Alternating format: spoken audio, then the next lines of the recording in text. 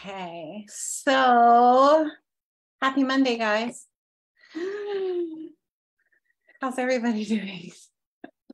Look at my hair, it's like, oh, it's Monday.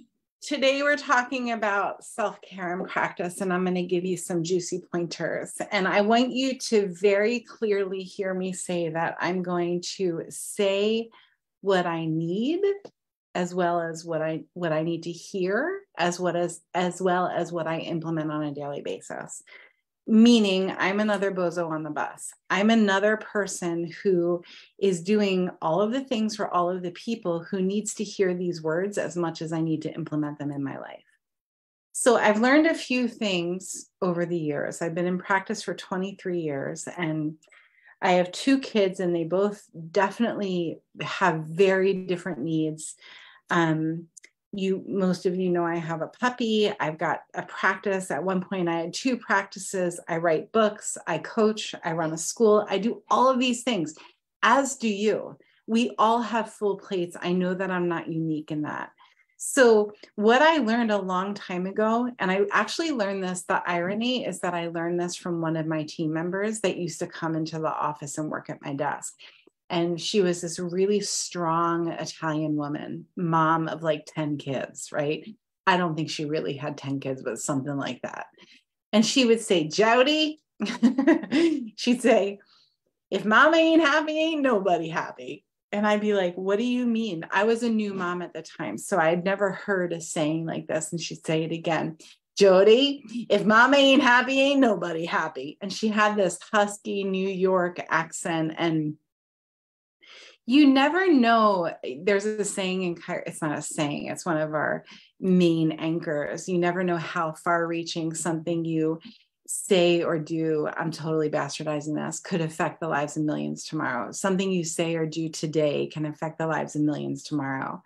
And I promise to drop the exact words and the quote below, because it's very powerful. And I don't know what I'm going to hear today that's going to change my life forever.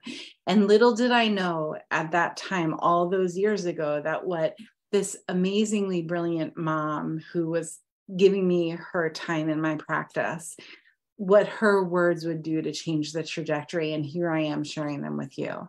So if you're not content, if you don't have it to give it away, it's going to be really hard to give it. So if you can, and this is thing number one, if you can take time now to plan your self-care picture,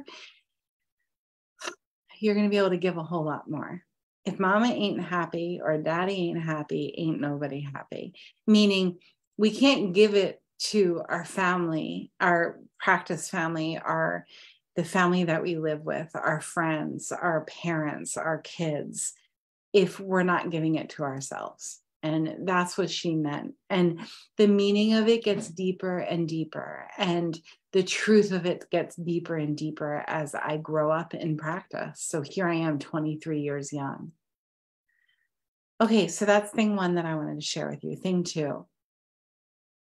Everything I'm about to share with you comes out of that. If mama ain't happy, ain't nobody happy. So thing two is, I look at my day the night before. Ideally, I'm doing this. I look at my day the night before and I plan my workout for the next day.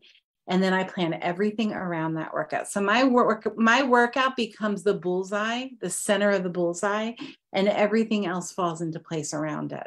Because I know that if I do that for myself, saying yes and leaning in and doing it all with grace is going to be a whole lot easier. Even if you're not someone who loves to go to the gym or take a class or whatever, even if you can plan your schedule around getting out and walking for 10 minutes, 20 minutes, 30 minutes. My rule of thumb with myself and with my patients, and for that matter with my clients too, is for every hour that you're sitting, you get 10 minutes of movement in. I like to see that movement be things that make your body strong, that make your joints and your muscles and your ligaments strong. So I like to do smart weightlifting. I like to do smart functional movements. But whatever floats your fancy, I don't care. I just want to see you moving. for an average of 10 minutes per hour that you sit, because we're not meant to sit. And if we sit and we get stale and there's too much of us on the physical plane, we're not walking our talk of being health conscious individuals, right? I'm not walking my talk. B, we don't feel good. We don't feel authentic. We don't feel like we've got a spring in our step. Anyone who has met me in the past year, the one thing you can say is that I've got a spring in my step. I'm usually turn that spring into a jig, like a little dance or two, but it's because I take the time to put that one thing on my schedule each day. Every day, you guys, there aren't days off for me because there's no day off from being in life. Couldn't agree. So that's 2. 2 is put the movement piece on the center. 3. 3 is nurturing with food. So let me go there for a minute. Someone once told me when I became a mom that having 3 colors on the plate is essential for my kids. And I think about my plate, like if I'm going to break fast in about 10 minutes, I haven't eaten yet today. It's 1:10 East Coast time. I've just been hydrating and drinking lots of lemon and water and all of this stuff to just flush, right?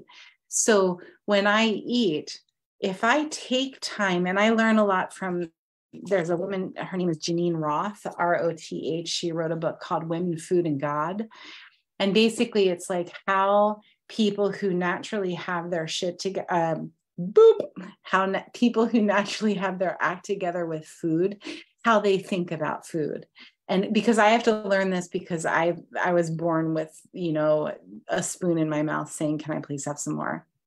So I had to study how people who are naturally kind of balanced with food do it so that I could learn from them. And one of the things that I learned is that they have lots of color on their plate, different textures on their plate.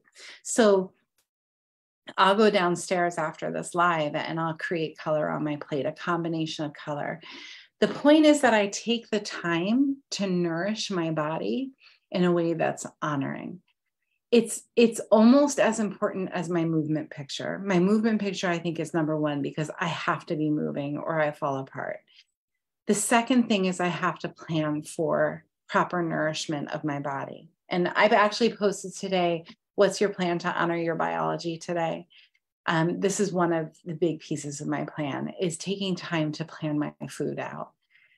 So find somebody who has what you want when it comes to nutrition. It's certainly not me, but find someone who's really good with this stuff and ask them what to do and pay them if they need to be paid for their time, whatever it is. You got to figure this piece out. And don't overthink it. There are people who are super sciencey when it comes to food. And I think this is a soul journey thing. This is the kind of thing where it needs to have something to do with being beautiful, like beauty on the plate. It has to have something to do with eating 1 ingredient foods for the most part. It has something like, don't overcomplicate it. It doesn't need to be like calculations and macros and all of this stuff, unless that's what floats your fancy. Okay, so I'm going to say the third thing. You guys don't ever buy a white leather chair because if you're like me, you just mark pen all over it. The third thing is going to be take time for nothing at all. So make an appointment with yourself once a week to have nothing scheduled. If you're one of my students, this is in the time kit, lots of things in the time kit around this stuff. Make sure you have time on your schedule where nothing is scheduled. And during that time, do whatever you feel like doing. Do whatever you're in the mood to do. This is one of the most important things to self-care and practice. I'm just thinking if there's anything else. I think I'm going to leave you guys with that. I think that's a good start. So play the rewind, watch the rewind of what I'm saying, and take action today. Start today with a self-care picture. And I promise you this, it will be contagious if you start taking better care of yourself and the world around you. The world around you will start taking better care too. It's very cool how it works. put color on your plate, plan for your nurturing, plan for your nourishment, plan to have nothing at all time. If you start there, it's going to take you far. I promise. Lean in, you guys, and let me know if you have any questions. Thanks for listening.